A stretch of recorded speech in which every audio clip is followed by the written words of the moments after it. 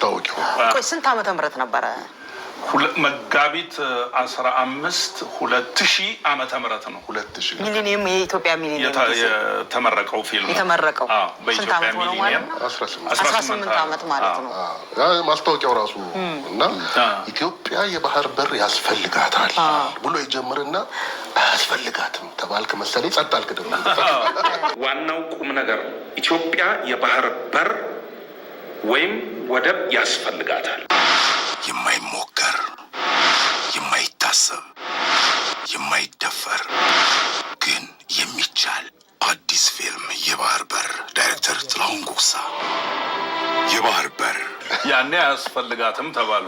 አሁን ኢትዮጵያ የባህር በር ያስፈልጋታል። ያኔም ቢሆን የኢትዮጵያ ሕዝብ አያስፈልገኝም የባህር በር አላለም።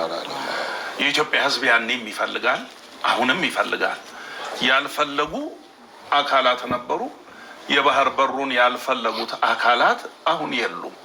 ስለዚህ የሚፈልጉ ኃይላት ናቸው ያሉት እና ጥሩ የተመቻቸ ጊዜ ተፈጥሯል። እንግዲህ ምን እንደምናደርገው እያየን ነው። ማየት አለበት ማለት ብዙ አትራክቲቭ ላይሆን ይችላል ብዙ ምክንያቱም ከተሰራበት ጊዜ አኳያ ኦልሞስት 20 ዓመት ነው። በ98 ነው የተጀመረው እና አሁን ብዙ ቴክኖሎጂዎቹ ፈጥነዋል እና በፊልም ደረጃ ያን ያህል ላይሆን ይችላል፣ አላውቅም። ግን ሰው ነው የሚፈርደው ማለት ብዙ ጊዜ የራሴን ስራ ትልቅ ነው ማለት አያስደስተኝም። በቃ ሰው ነው የሚያውቀው፣ ትልቅም ይሁን ኮሳሳም ይሁን ሰው ነው የሚያውቀው።